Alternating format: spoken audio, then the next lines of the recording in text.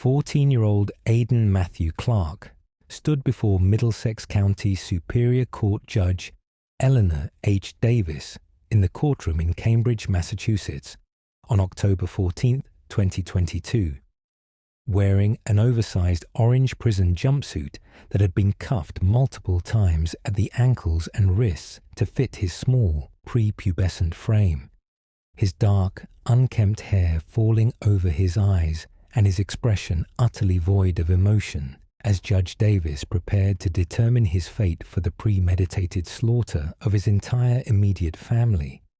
45-year-old David Clark, 42-year-old Sarah Clark, and his 8-year-old sister, Lily, whom Aiden had methodically executed inside their quiet suburban home on the night of January 12th. Before we continue with this disturbing case, please subscribe to our channel if you haven't already, and let us know in the comments where you're watching from. Your support is what allows us to continue bringing these important stories to light. But what truly unnerved everyone who packed the gallery that morning, what transformed this from a heartbreaking instance of juvenile violence into a study of pure distilled psychopathy, was not the sight of the boy in shackles. It was the object sitting alone on the prosecution's evidence table. A battered black and white composition notebook, its corners frayed and its cover bent. The kind of notebook found in millions of backpacks across the country, usually filled with algebra equations or history notes. However, the contents of this specific notebook had not only sealed Aiden's fate, but had left seasoned homicide detectives needing therapy. As the prosecutor, Assistant District Attorney Michael O'Keefe, lifted the notebook with a gloved hand, the silence in the room was absolute. This was not a diary of teenage angst or impulsive rage. It was a tactical manual. For 6 months prior to the murders, Aiden had treated the assassination of his family as a complex engineering problem. He had diagrammed the acoustics of the hallway to determine which floorboard squeaked. He had logged the exact time his father entered REM sleep. He had timed, to the second, how long it took his mother to walk from the master bathroom to the kitchen. The contrast was nauseating. Aiden stood at the defense table, barely tall enough to see over the wooden partition, looking like a child who had been caught staying up past his bedtime. Yet, just feet away, the pages of that notebook detailed a level of calculation that would chill a military strategist. He had written drafts of the 911 call he planned to make, scripting his own hyperventilating panic. He had listed contingencies for if his little sister woke up screaming, contingencies that involved a secondary weapon he had hidden in a hollowed-out dictionary. Then came the moment that the court transcript describes simply as a long pause, but which witnesses remember as a suffocating freeze in time. Judge Davis, a jurist known for her steely demeanor and unflappable control, asked to review a specific entry marked the final countdown. As she read the page, her hands began to tremble. She stopped. She removed her reading glasses and looked down at the 14-year-old boy, who stared back with dead, shark-like eyes. The entry didn't just describe the violence, it described the anticipation.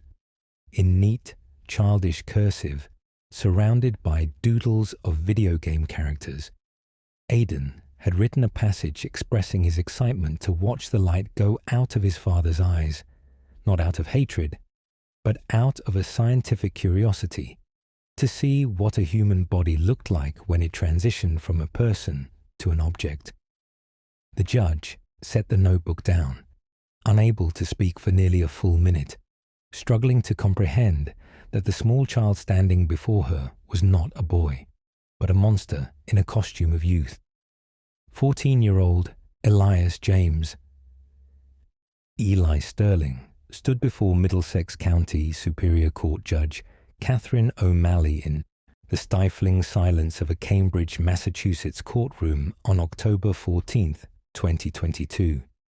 He wore a charcoal grey suit that had clearly been purchased for a much larger man, the sleeves bunched at his wrists and the collar gaping around his thin, boyish neck. His dark hair was swept to the side, his hands folded politely on the defense table, and his expression was terrifyingly vacant as Judge O'Malley prepared to sentence him for the triple homicide of his father, 45-year-old Dr. Marcus Sterling, his mother, 42-year-old Julianne Sterling, and his 9-year-old sister, Clara Sterling.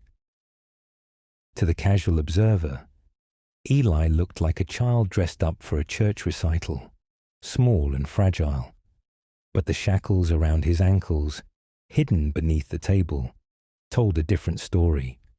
Before we continue with this harrowing case, please subscribe to our channel if you haven't already, and let us know in the comments where you're watching from. Your support is what allows us to continue bringing these important stories to light.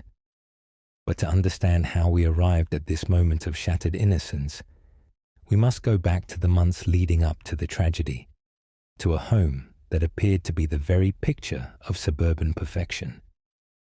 The Sterlings lived in a sprawling colonial-style home on Elmwood Avenue, a street lined with oak trees and manicured lawns. Dr. Marcus Sterling was a respected cardiologist, known for his gentle bedside manner and his tireless dedication to his patients. Julianne was a former art teacher who volunteered at the local library, a woman described by neighbors as the heartbeat of the community, always ready with a warm casserole or a listening ear. And then there was Clara.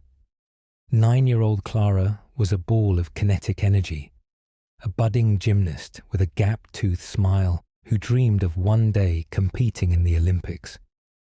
The family photographs lining the hallway of their home showed vacations to Cape Cod, birthday parties, and holidays filled with laughter. They were the family everyone wanted to be. Embedded within this portrait of happiness, however, was a darkness that went unnoticed by everyone except the boy observing it from the shadows of the second-floor landing. Elias was different. While Clara was loud and effervescent, Elias was watchful. By the age of 12, teachers noted a disconcerting stillness in him. He was academically gifted, testing in the 99th percentile for mathematics and logic, but socially, he was a ghost. He didn't have friends. He didn't play sports. He spent hours in his room meticulously organizing his collection of insects, pinning their wings with surgical precision.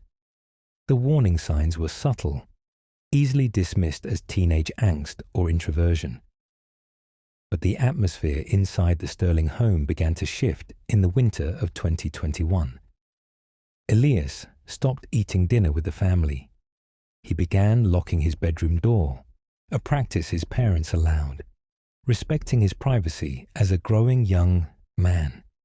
They didn't know that behind that locked door, Elias wasn't playing video games or doing homework. He was planning. He was writing. Investigators later recovered a leather-bound journal from beneath Elias's mattress. The entries, written in neat, architectural block letters, detailed a growing detachment from humanity that chilled seasoned detectives to the bone. December 12, 2021. One entry read, "Mother laughed today at breakfast. The sound is like scraping metal. They are not people. They are biological machines that consume resources. I am the only one who sees the strings."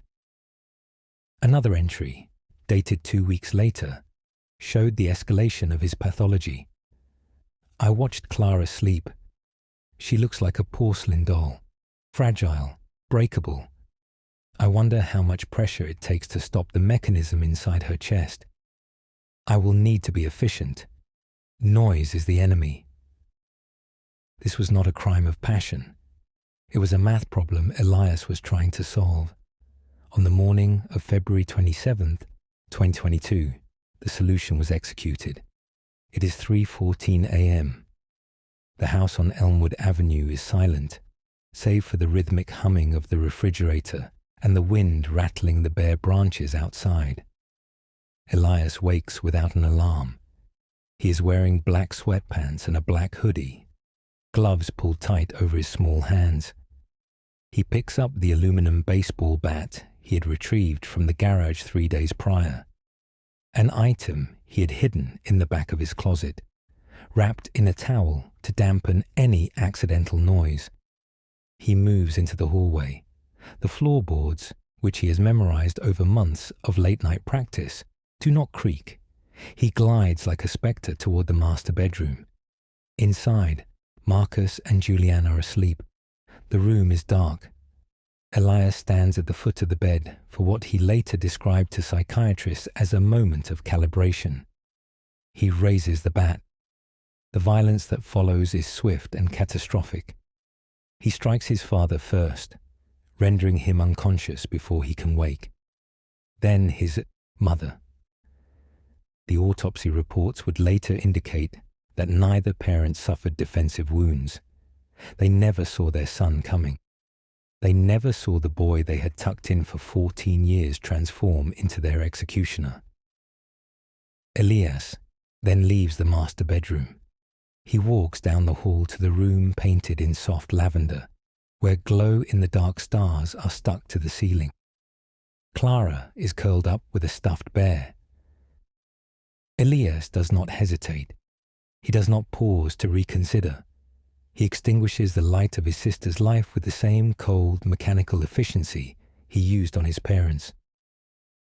At 3:42 a.m., Elias places the bat in the bathtub and washes the blood from his hands. He changes into his pajamas, flannel bottoms with a cartoon pattern. He then walks to the kitchen, picks up the phone, and dials 911. Someone came in, he tells the dispatcher, his voice trembling with a practiced fear. I think my family is dead. When police arrived, they found Elias sitting on the front porch, shivering in the cold, clutching his knees. He looked small, helpless, a survivor. For 12 hours, the community rallied around the poor boy who had lost everything. Neighbors brought blankets. Officers bought him hot chocolate. It was a performance worthy of an Academy Award. But the mask slipped during the interrogation. When confronted with the inconsistencies in his timeline, specifically the lack of forced entry and the discovery of the bloody clothes he had hidden in the ventilation duct, Elias didn't cry. He didn't deny it.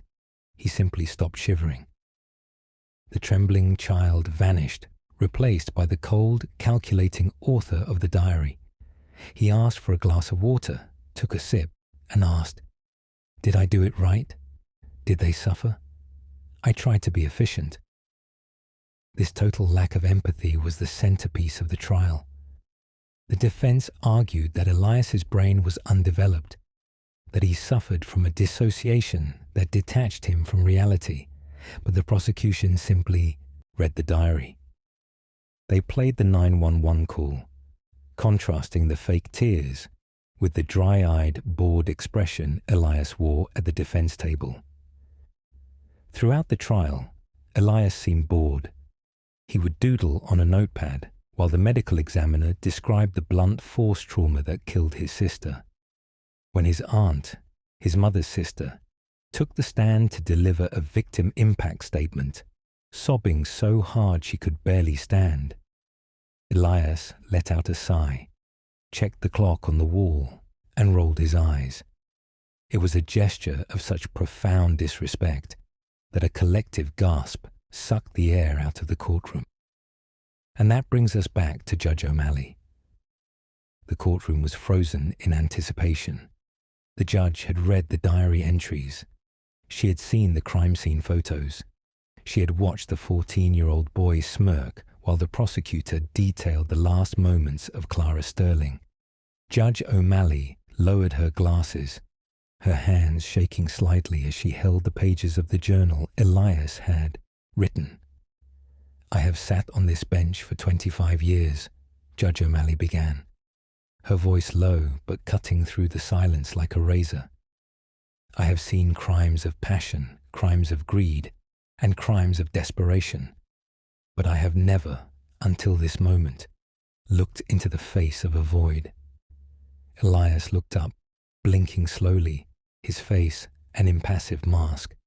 You speak of your family as biological machines, the judge continued, leaning forward, her eyes locking onto the small boy in the oversized suit. You wrote that you wanted to see if you could stop the mechanism. You succeeded, Elias. You stopped the hearts of the 3 people who loved you most in this world. But in doing so, you revealed that the only broken machine in that house was you. The judge paused, letting the weight of the words settle over the room. You are young. The law treats you as a child. But your actions were ancient in their cruelty. You have shown no remorse. You have shown no sorrow. You have only shown us that you are dangerous. Judge O'Malley closed the folder. For the 3 counts of first-degree murder, I sentence you to 3 consecutive life sentences without the possibility of parole. You will grow old in a cage, Elias. You will be forgotten. And unlike your family, whose memory will be cherished, you will simply cease to be relevant. As the gavel came down with a final thunderous crack, Elias Sterling did not cry. He did not scream. He simply stood up, smoothed the front of his oversized suit, and held out his wrists for the bailiff to handcuff, a small, terrifying smile playing on his lips.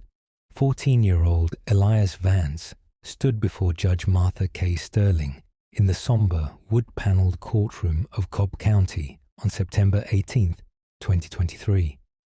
He looked small, dressed in a pressed white button-down shirt that seemed 2 sizes too large for his slight adolescent frame, and wearing wire-rimmed glasses that slid slightly down his nose. Elias looked less like a mass murderer and more like a student waiting to present a science fair project. The air in the room was heavy, suffocatingly still, broken only by the quiet shuffling of papers as Judge Sterling adjusted her reading glasses. She looked down at the boy, then at the leather-bound notebook resting on the bench before her, Exhibit A. The silence stretched for 10 agonizing seconds. Elias didn't tremble. He didn't look at his surviving relatives weeping in the gallery. Instead, he stared directly at the court seal behind the judge, his face a mask of utter, terrifying indifference. But to understand how we got here, how a boy who had just finished middle school could stand accused of such an atrocity, we must go back to the quiet tree-lined streets of Marietta, Georgia, 6 months prior. The Vance family home was the picture of suburban stability. 44-year-old Mark Vance was a software engineer known for his patience and his obsession with vintage cars. His wife, 42-year-old Elena, was a pediatric nurse, a woman described by her colleagues as having infinite kindness and a laugh that could fill a hospital wing. And there was 9-year-old Chloe, a bright-eyed third grader who loved gymnastics and idolized her big brother, Elias. To the outside world, Elias was a ghost, quiet, polite, an honor roll student who spent most of his time in the finished basement, playing video games and writing. But the writing wasn't homework. Investigators would later uncover the leather-bound journal hidden beneath a loose floorboard in Elias's closet. It was a manifesto of ruin, a chronological descent into a darkness that had been festering for nearly a year. The entry, dated January 12, 2023, offered the first chilling glimpse into his psyche. In neat, precise cursive, Elias had written, "They are insects, buzzing, eating, consuming. Mom's laugh is like a drill in my ear. Dad's expectations are a cage. I have to exterminate the hive to find the silence." This wasn't teenage angst. It was a tactical battle plan. For 3 months, Elias documented his family's movements with clinical precision. He noted that his father checked the front door locks every night at 10:15 p.m. He tracked the 17 minutes it took his mother to shower in the mornings. He even timed how long it took for his sister to fall asleep after her bedtime story. The juxtaposition was jarring. A boy who still had superhero posters on his wall was calculating the most efficient way to slaughter the people who put them there. On the morning of April 14, 2023, the planning ended. At exactly 3:47 a.m., while a thunderstorm battered the roof of the colonial-style house, Elias moved. He didn't use a firearm. He had written in his diary that guns were too loud, too messy, too quick. He wanted it to be intimate. He walked into the master bedroom carrying a generic, store-bought claw hammer and a kitchen knife he had sharpened in the garage days prior. Mark Vance never woke up. The first blow was delivered with such force that the medical examiner later testified death was instantaneous. Elena, however, stirred. The forensic reconstruction suggests she tried to raise a hand in defense, a mother's instinct trying to stop a nightmare she couldn't comprehend. Elias didn't hesitate. He attacked with a brutality that defied his age, leaving the woman who had birthed him unrecognizable. He then walked down the hall to the room painted in soft lavender. Chloe was asleep, clutching a stuffed elephant. Elias stood over her for what he later described to police as a moment of hesitation, not out of love, but out of curiosity. He then proceeded to end her life. He didn't flee. He didn't panic. At 4:30 a.m., covered in the blood of his family, Elias went to the kitchen, made himself a bowl of cereal, and called 911. "There's been an accident," he told the dispatcher, his voice flat, devoid of panic. "Everyone is broken."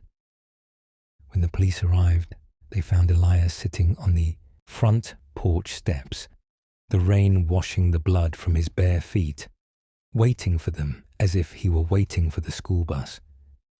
The community was shattered. Candlelight vigils were held for Mark, Elena, and little Chloe. Friends spoke of Mark's willingness to help neighbors fix their fences, of Elena's comforting presence at the hospital, of Chloe's dream to become a veterinarian. They were vibrant, living people with futures that were stolen in an hour of unprovoked rage. But back in the courtroom, as the prosecutor read the entries from the diary aloud, the horror of the crime was compounded by Elias's reaction. As the state attorney read a passage describing the satisfying crunch of the hammer, Elias leaned back in his chair. A subtle, smirking smile crept across his face. He began to tap his fingers rhythmically on the defense table, looking as though he were bored by the recounting of his own family's annihilation. When his aunt took the stand to give her victim impact statement, shaking and sobbing as she held up a photo of 9-year-old Chloe, Elias didn't look down in shame. He locked eyes with her. He tilted his head, his expression quizzical, almost mocking her grief. It was a display of psychopathy so pure it sucked the air out of the room. Judge Sterling, a veteran of the bench who had presided over dozens of murder trials, finally closed the diary. She took off her glasses, her hand trembling slightly, a rare crack in her judicial composure. She looked at the 14-year-old boy, who sat wearing the clothes of a child, but bearing the soul of a monster. "In all my years," Judge Sterling said, her voice dropping to a whisper that echoed louder than a shout, "I have never stared into a void as deep as this. You are not a child. You are a tragedy in human form." She leaned forward, her eyes steel. "You wrote in this book that you wanted silence. You wrote that you wanted to be alone, away from the insects. Elias Vance, I am going to grant your wish. You will never walk free again. You will wither in that silence. You will die in prison. 14-year-old Jacob Ellis stood before Harrison County Circuit Judge Martha Gable in the heavy silence of Courtroom B on September 12, 2023. He looked impossibly small. Dressed in an oversized grey suit that pooled around his wrists and ankles, his appearance was that of a child playing dress-up, a stark visual contradiction to the shackles that bound his hands and feet. His dark hair was swept to the side, his face washed clean, revealing a scattering of freckles across his nose that usually inspires instinctual protectiveness in adults. But there was no protection to be found here. As Judge Gable prepared to pass sentence for the triple homicide of his mother, father, and 10-year-old sister, the air in the room was so thick with tension, it felt difficult to breathe. The gallery, packed with weeping relatives and shaken community members, watched for a flicker of sorrow, a tear, a tremble of the lip. Instead, Jacob stared straight ahead, his eyes glassy and unblinking, tapping his index finger against the defense table in a rhythmic, bored cadence. But to understand how we arrived at this moment of absolute moral devastation, we must go back to the months leading up to the tragedy, to a quiet suburban home that hid a festering darkness behind its manicured lawn. The Ellis family lived in a sprawling 2-story craftsman in the sleepy town of Oak Ridge. To the outside world, they were the portrait of American success. 42-year-old Mark Ellis was a dedicated architect known for his patience and attention to detail, the kind of father who never missed a Saturday morning baseball game. His wife, 40-year-old Eleanor, was a pediatric nurse whose entire career was built on empathy and the care of vulnerable children. And then there was 10-year-old Sophie, a bright, effervescent spirit who loved ballet and filled the house with the constant sound of her laughter. They were a family that loved loudly and openly, but inside the mind of their 14-year-old son, Jacob, a cold resentment was calcifying into hatred. Friends and teachers would later describe Jacob as quiet or mild-mannered, a student who made the honor roll and blended into the background. Yet, the evidence recovered from his bedroom painted a disturbing picture of a boy living a double life. Investigators found a leather-bound journal tucked between the mattress and box spring of his bed. In it, Jacob had not only documented his mundane daily grievances, chores, homework, restrictions on screen time, but had begun to draft a manifesto of annihilation. The entry dated 3 months prior to the murders read, "They are merely obstacles. They breathe my air. They eat my food. They tell me what to do.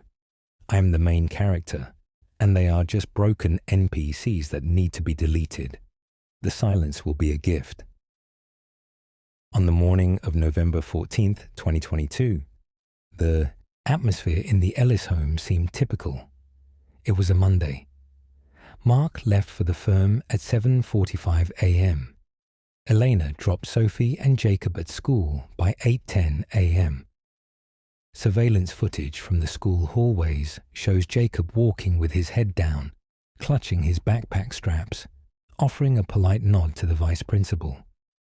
There was no sign of the storm gathering behind his eyes. He attended his classes, ate a turkey sandwich for lunch, and even scored a 94 on a biology quiz. It was a terrifyingly normal day, which makes the events that followed all the more chilling. By 9:30 p.m. that evening, the house on Maple Avenue had settled into its nightly rhythm. The lights downstairs were extinguished. The security system was armed by Jacob himself. At 11:42 p.m., according to the digital timestamps on the home's smart thermostat, the temperature in the house was adjusted down to 65 degrees. Everyone was asleep. Jacob sat at his desk, illuminated only by the blue light of his digital clock, waiting. He had laid out his clothes for the next act. Black athletic shorts, a black hoodie, and latex gloves stolen from his mother's supply box in the garage. At 2:15 a.m., the house is dark. The silence is absolute. Jacob retrieves a .38 caliber revolver from his father's locked gun safe. He had spent weeks watching his father key in the code, memorizing the sequence 4, 8, 1, 5. The safe beeps softly, a sound that should have woken someone, but doesn't. He moves first to the master bedroom. Mark and Eleanor are sleeping soundly, unaware that the son they had tucked in hours earlier is now standing at the foot of their bed, leveling a weapon at them with a steady hand. The forensic reconstruction suggests there was no hesitation.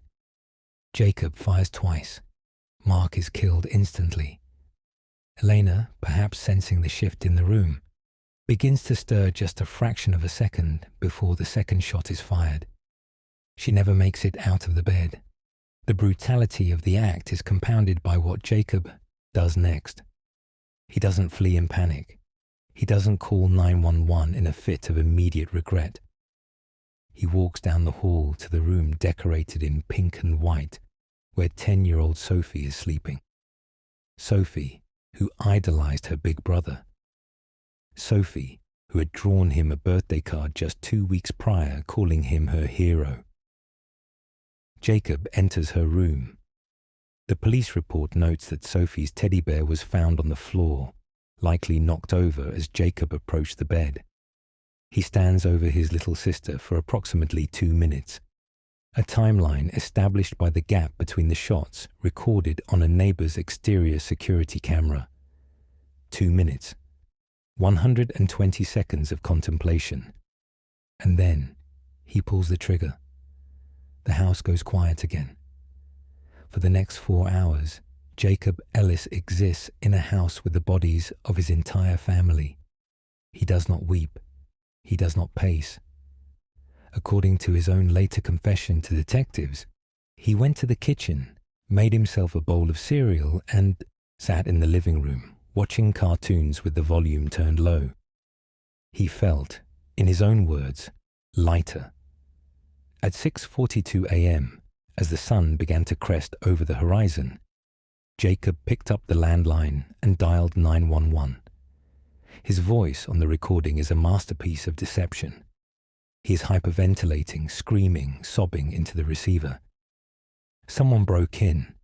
They're all dead. Please help me." When the first responders arrived at 6:52 a.m., they found Jacob sitting on the front porch, shivering in the cold morning air, his face buried in his hands. He looked like a victim. He looked like a traumatized child who had miraculously survived a home invasion. For the first 24 hours, the community rallied around him. Candlelight vigils were planned. A GoFundMe was started to support the poor orphan boy. But the facade cracked quickly. There were no signs of forced entry. The alarm system had not been triggered from the outside. And then they found the diary. Which brings us back to Courtroom B. As the prosecutor read the timeline of that night, detailing the cold, predatory precision of a 14-year-old boy, the weeping in the gallery grew louder. But Jacob Ellis remained impassive. He inspected his fingernails. He adjusted the collar of his oversized shirt. At one point, when the medical examiner described the final moments of 10-year-old Sophie, Jacob was observed stifling a yawn, covering his mouth with a shackled hand, not to hide a gasp of horror, but to hide boredom. It was this specific lack of humanity that seemed to break the composure of the courtroom. When the defense attorney argued that Jacob's brain was undeveloped, that he was a child who didn't understand the finality of death, the prosecution simply played a video clip recovered from Jacob's phone, recorded minutes after the murders. In the video, Jacob turns the camera on himself, the flash illuminating his calm face in the dark living room. He whispers, It's finally quiet. High score. Judge Gable looked down at the young defendant, her hands trembling slightly as she held the sentencing documents. She took off her glasses, rubbing the bridge of her nose, the silence stretching out for an agonizing minute. She looked at the photos of Mark, Elena, and Sophie, vibrant, alive, full of promise, and then looked at the boy who had erased them. "Mr. Ellis," Judge Gable said, her voice shaking with a suppressed fury that echoed off the mahogany walls. "I have sat on this bench for 25 years. I have seen crimes of passion, crimes of greed, and crimes of desperation. But I have never, until this moment, looked into the eyes of a void." Jacob looked up, his expression unchanging. A faint, almost imperceptible smirk touching the corner of his mouth. "You speak of your family as obstacles to be deleted," Judge Gable continued, leaning forward, her eyes locking onto his. "You believed you were the main character in a game. But this is not a game. There is no reset button. There is only the permanent crushing reality of what you have done." She paused, taking a breath that seemed to suck the air out of the room. "You robbed your sister of growing up. You robbed your parents of their future. And you did it because you were bored, because you wanted quiet. Well, Jacob, you will have your quiet. You are sentenced to 3 consecutive life terms without the possibility of parole. You will die in prison. You will fade into the obscurity of these concrete walls, and unlike your family, whose memory will be cherished, you will be forgotten. Take him away." 14-year-old Aiden Matthew Clark sat at the defense table in the sterile, fluorescent-lit expanse of courtroom 3B, his feet barely touching the floor beneath his chair. He wore a suit that was slightly too large for his shoulders, the fabric bunching around a frame that had not yet finished growing, giving him the appearance of a child playing dress-up rather than a defendant facing 2 counts of first-degree murder. The silence in the room was absolute, a heavy, suffocating blanket that settled over the gallery as the jury foreman handed the verdict slip to the bailiff. Aiden did not look at the weeping family members in the row behind him. Instead, he used a fingernail to pick at a loose thread on the defense table, his expression one of mild boredom, as if he were waiting for a school assembly to end. But to understand how a boy who still watched cartoons on Saturday mornings could arrive at this moment of utter desolation, we must go back to the quiet, tree-lined streets of Stillwater, Oklahoma. To the outside world, the Clark home was a model of suburban stability. Aiden was an honor roll student, a member of the chess club, and by all accounts, a polite, soft-spoken neighbor. Yet, behind the closed door of his bedroom, a terrifying compartmentalization was taking place. For 6 months leading up to the events of November 14, 2022, Aiden was not doing homework. He was drafting a blueprint for annihilation. On the morning of November 14th, at approximately 7:15 a.m., the routine began like any other. His father, David Clark, left for work, and his mother, 43-year-old Sarah Clark, remained home to recover from a recent surgery. Sarah was the heart of the family, a kindergarten teacher known for her patience and her infectious laugh, a woman who had spent her life nurturing other people's children. She had made Aiden his favorite blueberry pancakes that morning, unaware that as she stood at the stove, her son was already running through the final checklist of a plan he had named the Quiet Down in his journals. At 9:04 a.m., while his mother was resting in the master bedroom, Aiden retrieved a 9mm semi-automatic handgun from his father's nightstand, a weapon he had practiced loading by watching instructional videos on YouTube in incognito mode. He walked down the hallway, not with the hesitation of a child, but with the steady, rhythmic gait of a soldier. He entered the bedroom and, without a word, fired 3 shots. The cold calculations that followed the shooting were what truly baffled investigators. At 9:15 a.m., mere minutes after ending his mother's life, Aiden logged onto his school's portal to submit a history assignment. At 9:30 a.m., he texted a friend about an upcoming release of a video game. When police eventually arrived at the scene hours later, summoned by a neighbor who heard the shots, they found Aiden sitting on the front porch, sipping a soda. He told the responding officers, with dry eyes and a steady voice, that a man in a black mask had broken in.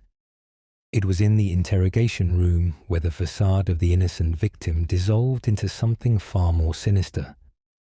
Detective Miller, a veteran with 20 years on the force, later testified that Aiden's heart rate never seemed to spike. When confronted with inconsistencies in his story, specifically the lack of forced entry and the gunshot residue on his own hoodie, Aiden didn't cry for his mother. He didn't ask for a lawyer. He simply sighed, looked at the two-way mirror, and asked, "If I tell you, can I go home and finish my game?" The discovery of his diary under the mattress sealed his fate. It contained not teenage angst, but a clinical, dispassionate log of his family's movements. "Mom is easiest when Dad is gone." An entry from October 12th read, "She trusts me. That is her mistake." Back in the courtroom, as the prosecutor read these entries aloud, the juxtaposition between the boy's cherubic face and his monstrous words caused a physical recoil in the gallery. Aiden stifled a yawn as the final entry was read. Judge Harrison, who had maintained a stoic demeanor throughout the 3-week trial, finally looked down at the 14-year-old with an expression of undisguised horror. "Mr. Clark," Judge Harrison said, his voice trembling slightly as he leaned over the bench, "I have sat in this chair for decades. I have seen crimes of passion, of greed, and of desperation, but I have never looked into eyes so young and seen a soul so empty." The judge paused, letting the weight of the sentence hang in the air before delivering the final blow. "You wrote in your diary that you wanted the house to be quiet. You have your wish. You will live in the silence of a prison cell for the rest of your natural life. You will die in prison, and you will do so having never understood the value of the lives you stole." 14-year-old Aiden James Miller stood before Oakland County Circuit Judge Patricia Hall in Pontiac, Michigan, on October 24, 2023, wearing a suit that billowed around his small, frail frame. His dark hair was swept to the side, and his hands, small and uncalloused, were shackled to a chain around his waist. To the casual observer, he looked like a child playing dress-up for a church service. But the atmosphere in the courtroom was not one of reverence. It was a suffocating vacuum of horror. Judge Hall held the sentencing documents with a trembling hand, her eyes red-rimmed, as she prepared to pass judgment for the premeditated slaughter of 42-year-old David Miller, 40-year-old Susan Miller, and their 10-year-old daughter, Emily. The courtroom was dead silent, save for the rhythmic clinking of Aiden's chains as he shifted his weight. There were no tears in his eyes. There was no shaking in his knees.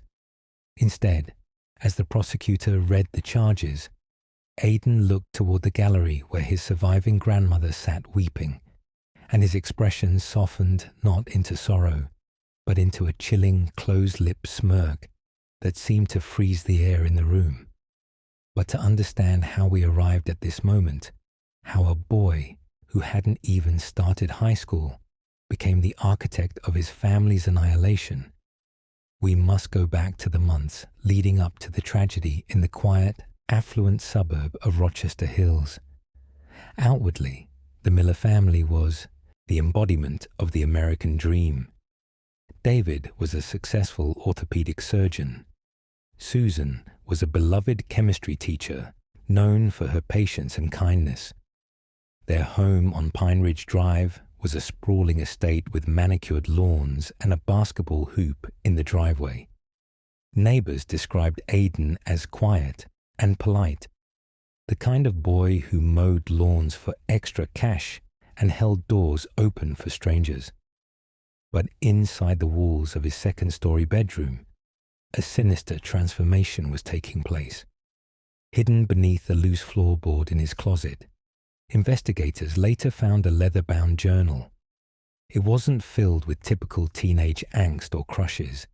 It was a manual for murder.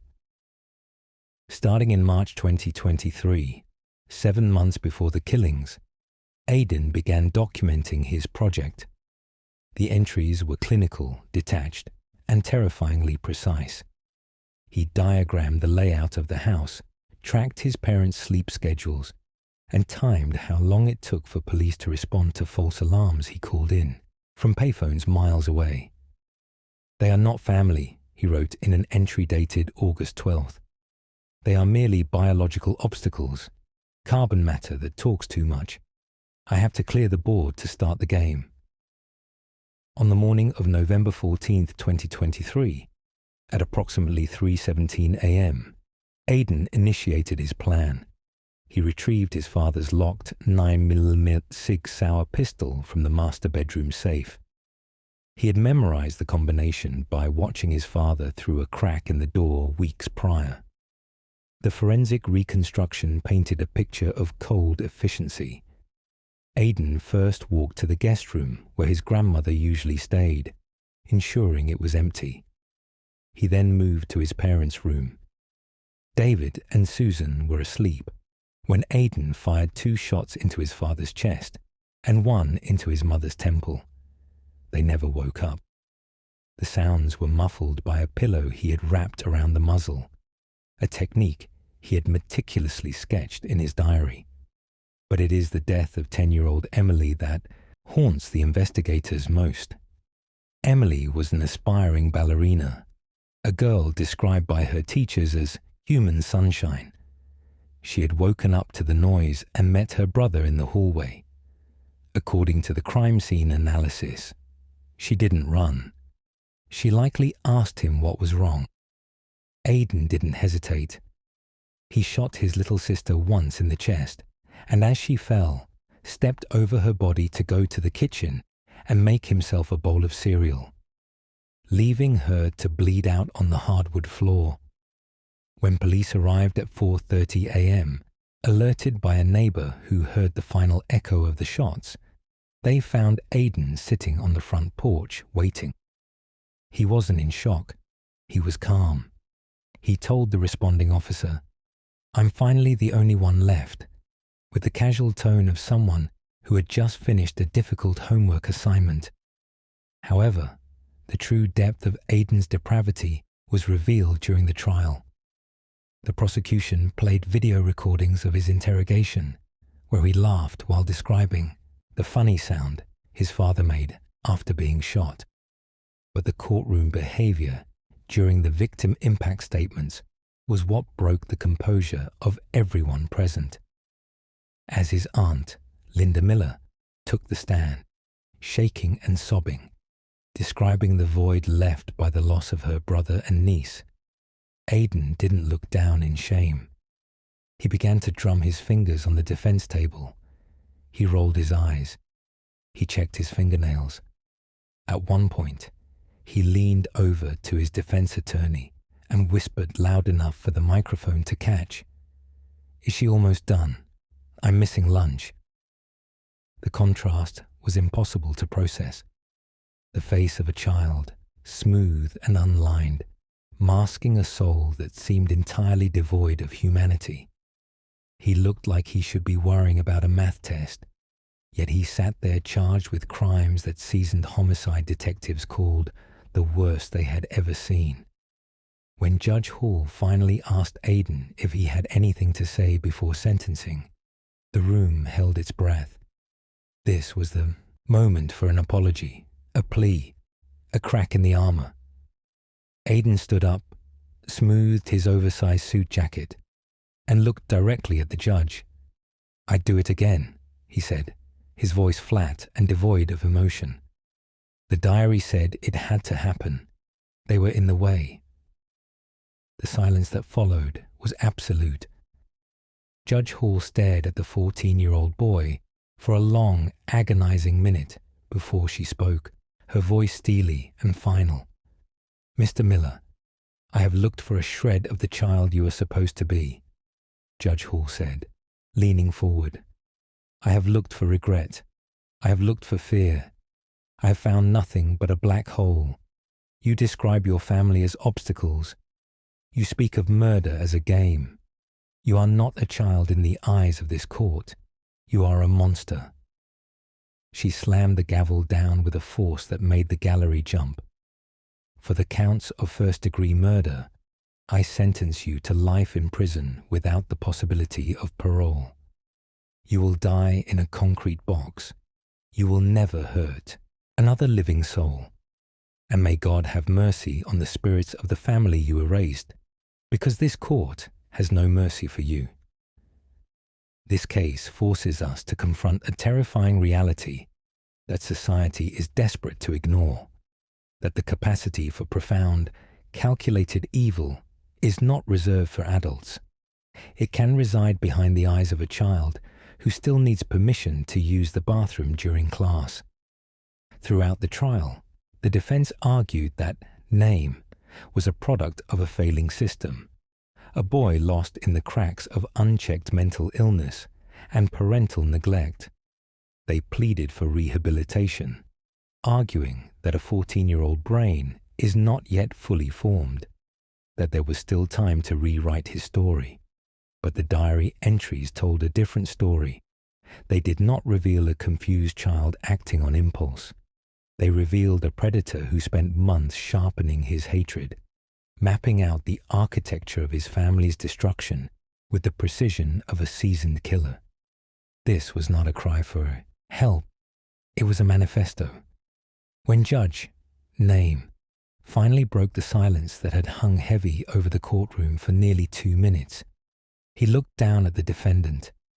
The boy stood small in the oversized orange jumpsuit, his hands shackled to his waist, looking more like a truant student than a mass murderer. The judge's voice was low, trembling with a mixture of sorrow and finality. "I have searched these pages for a shred of humanity, for some sign of the child your attorneys say you are," the judge said, holding up the black composition notebook found under the boy's mattress. "I found nothing. You forfeited your right to walk among us the moment you decided your family's lives were yours to take. You will not grow up in freedom. You will grow old in a cage." As of December 2025, Name remains incarcerated at the State Juvenile Correctional Facility.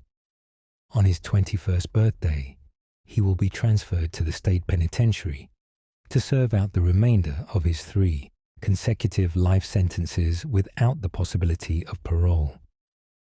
For the extended family and the shattered community left behind, justice is a hollow comfort. No verdict can unwrite the tragedy detailed in those diary pages. No sentence can fill the empty chairs at the dinner table or silence the echoes of a massacre planned by a boy they thought they knew. The loss is absolute, permanent, a stark reminder that sometimes the monsters aren't hiding under the bed, they are sleeping in it. If the chilling duality of a child capable of such meticulous violence disturbs you, you need to understand the case of Morgan Geyser and Anissa Weier. Click the video on your screen now to see how a similar obsession with a fictional character led 2 12-year-olds into the woods to commit the unthinkable in the Slenderman stabbings.